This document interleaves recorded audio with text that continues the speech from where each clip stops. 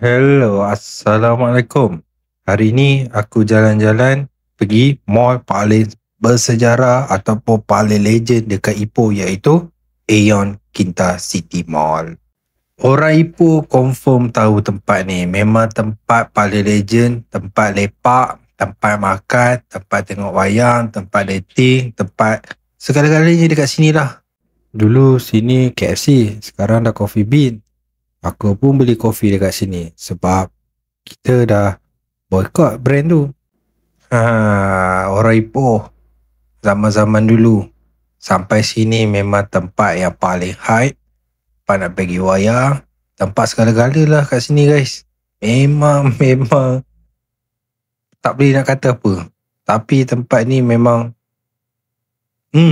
memang tapi food court ni memang paling the best. Bagi aku, dia punya sizzling mi memang terbaik. Tapi sekarang dah tak ada. Lepas tu aku teringat ada nasi ayam dia. Oh, sedapnya.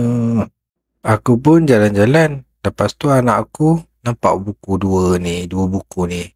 Satu Mickey Mouse, satu Princess. Dua-dua colour book. Tapi bahasa Jepun. Rare juga bahasa Jepun tu kan. Dah habis jalan-jalan, beli bahulu, beli kopi, baliklah. Balik sampai rumah, aku pun rehat. Tapi sebenarnya tak rehat pun. Sebenarnya sambung lagi main basikal belakang luar. So itu je guys. Bye bye.